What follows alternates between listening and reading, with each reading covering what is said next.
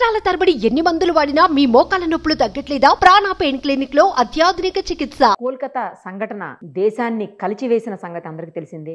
అదే విషయం మీద మనతో మాట్లాడేందుకు POW అధినేత సంధ్య గారు ఉన్నారు. ఒక్కసారి ఆమెతో మాట్లాడదాం. ఎందుకంటే మహిళా సమస్యల మీద ఆమె గత కొన్నేళ్లుగా పోరాటం చేస్తూనే ఉన్నారు. సో ఆమె ఏం చెప్తారో ఇప్పుడు చూద్దాం. నమస్తే అండి సంధ్య గారు. నమస్తే.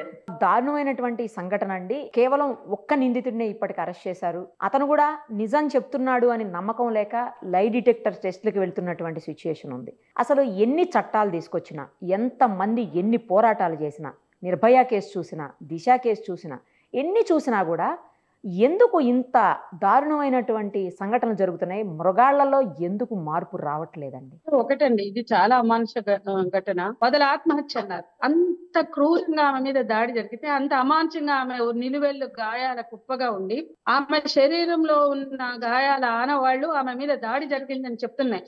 ఆ చివరికి ఒక వీడియో చూస్తున్నాం కదా, ఇట్లా గ్లాండ్ వాచిపోయి ఆ పిల్ల ఇలా చూసుకోవడం, ఆ కళ్ళ నుంచి రక్తం కారడం, ఆ ఒళ్ళంతా గాయాలు. పసి పిల్లోడికి 10 ఏళ్ల పిల్లోడికి చూపించిన ఈమె దాడికి గురైంది అంటారు. ఎవరో కుక్కలో లేకపోతే జంతువులో పడి చీరేసినట్టు అంత ఘోరంగా ఆమె ఉంటే ఆమెను ఆత్మహత్యగా చెప్పిన గనులు ఎవరు?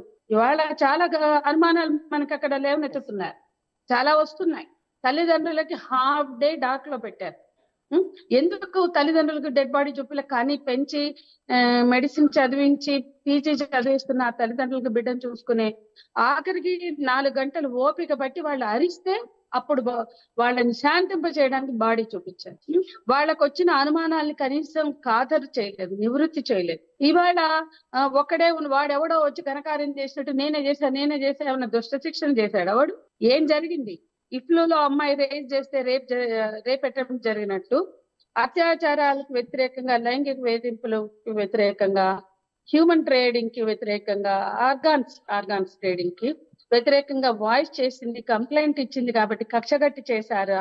అదొక అనుమానం. ఏ విధంగా చూసినా ఆమెది సహజ మరణం కాదు, ఆత్మహత్య కాదు, ఖచ్చితంగా హత్య.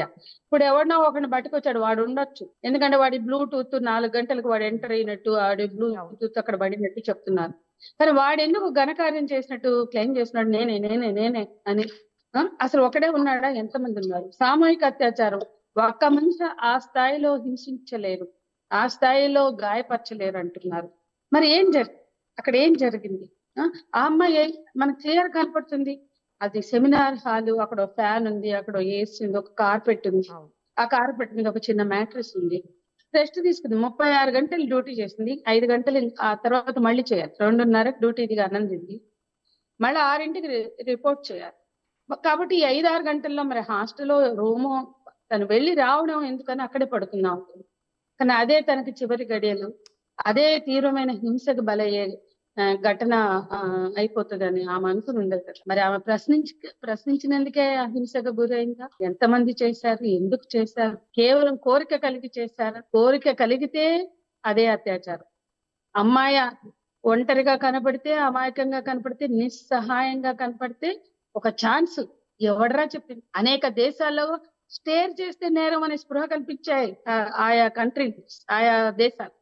ఒక ఆడపిల్లని తీక్షణంగా చూసినా, టెంప్టింగ్ గా చూసినా, ఇవాళ చెప్తారు వీళ్ళు బట్టలు సరిగ్గా వేసుకోరండి అందుకనే టెంప్ట్ అయిపోతారు. అంటే పక్కింట్లో బిర్యానీ గుమ్మగుమ్మలాడితే టెంప్ట్ అయిపోయి వాళ్ళ ఇంట్లో ఉన్న గిన్నెలో ఎత్తుకొచ్చుకుంటున్నామా? షాప్కి వెళ్ళినప్పుడు బాగా నచ్చిన డ్రెస్ కనపడుతుంది, చీరో డ్రెస్సో ఇంకోటో వస్తువో కనపడుతుంది, చాలా టెంప్టింగ్ గా బాగా కొనుక్కోవాలనిపిస్తుంది, పోయి పిక్కుని తెచ్చుకుంటున్నామా? అన్ని చోట్ల ఉన్న నియంత్రణ ఆడపిల్లల మీద ఎందుకు లేదు అనే చర్చ కూడా మనకు జరగదు, అనే థాట్ కూడా మనకు పోదు. ఇది పరిస్థితి.